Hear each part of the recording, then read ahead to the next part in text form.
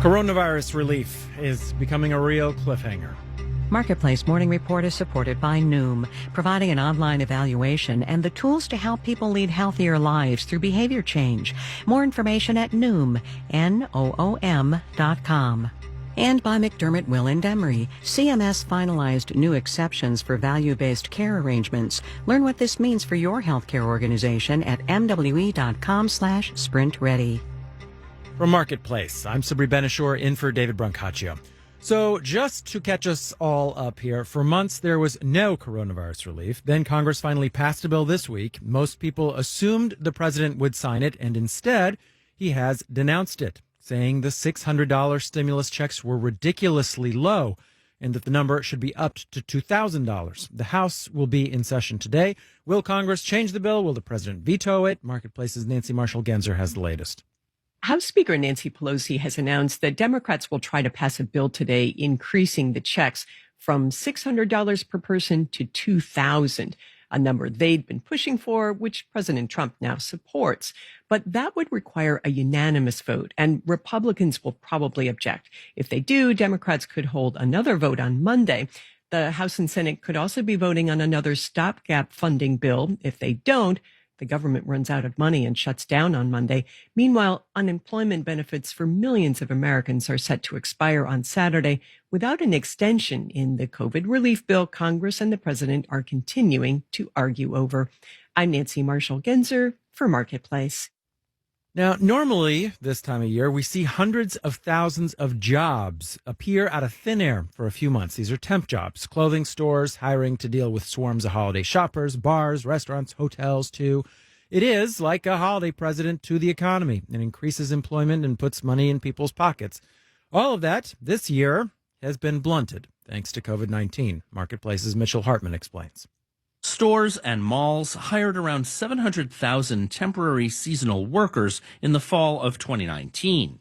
As of the end of November this year, gains in temp jobs were running way behind that pace. Retail hiring fell 12.5%, fairly significant drop-off. Andy Challenger at outplacement firm Challenger Gray and Christmas says there is more e-commerce hiring. A big boom in the transportation and warehousing sectors, up about 137%. But he says that still only makes up about half the seasonal jobs missing from brick and mortar retailers. There's a slowdown for app-based gig workers, too. Last year, Joe Fifield drove for Uber and Lyft in Minneapolis to supplement his income. This year, he's delivering for DoorDash, and he says it's not as easy to make money.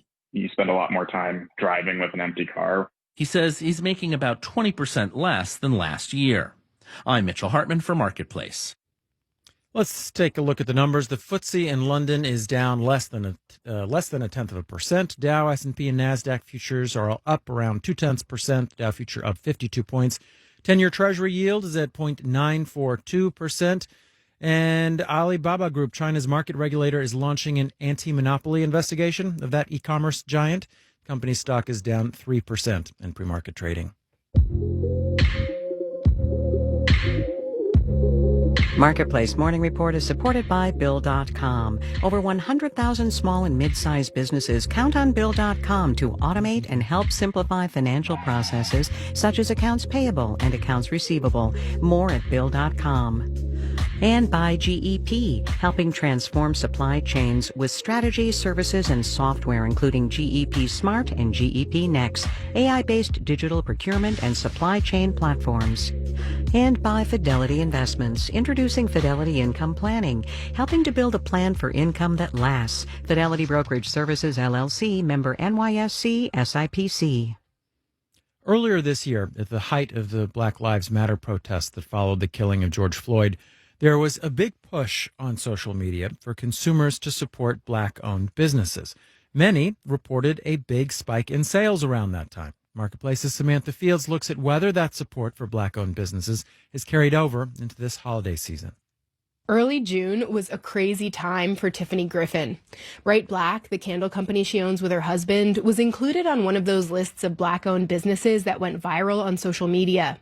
We started seeing this exponential increase in sales.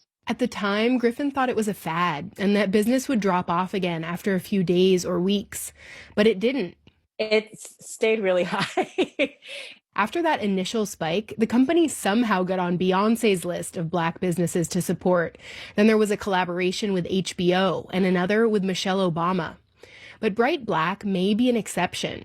Samara Walker owns Oughta Be, a beauty company that sells vegan nail lacquer and soy polish remover. And while she also saw a big spike in sales at the height of the Black Lives Matter protests, It didn't maintain. So it spiked up for like maybe 2 to 3 months. It was like a strong uptick. And then it kind of slowly fell off. We did have some uptick for the holiday. but nothing like in the spring and summer.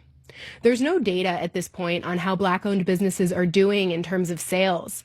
But Jade Magnus Ogunaki of the racial justice nonprofit Color of Change says the pandemic has been hard on most of them. Black businesses were much less likely to get aid, much less likely to have their applications for PPP looked at and assessed in a reasonable period of time, and overall struggled the most. Between February and April, more than 40% of Black-owned businesses closed, at least temporarily, compared to less than 20% of white-owned businesses, says Robert Fairley, a professor of economics at the University of California, Santa Cruz. But since then, Black-owned businesses have bounced back. At this point in time, the number of active business owners who are Black has actually, recovered to the full February level. But Fairley says that doesn't necessarily mean they're making money. Tiffany Griffin says her candle company is not super profitable right now, even with the increase in demand over the last 6 months. We're in that precarious state of business where you need money to make money. But she's feeling optimistic going into 2021, especially when she reads the little gift notes that people have been writing on their holiday orders. Shopping small and Black owned, or hope you like this from a Black owned business. That tells her that a lot of people are still shopping their values. I'm Samantha Fields for Marketplace. And I'm Sabri Benishore with the Marketplace Morning Report.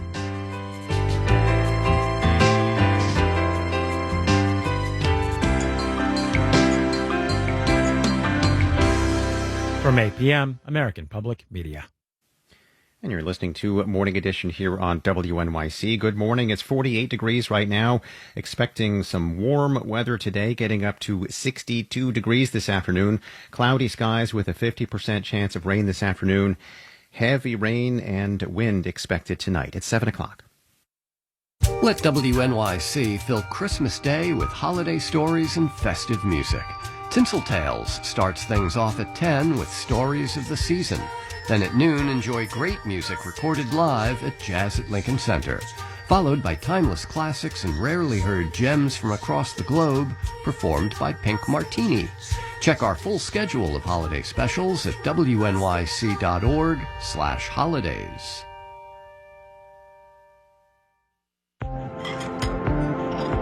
This is WNYC FM, HD, and AM.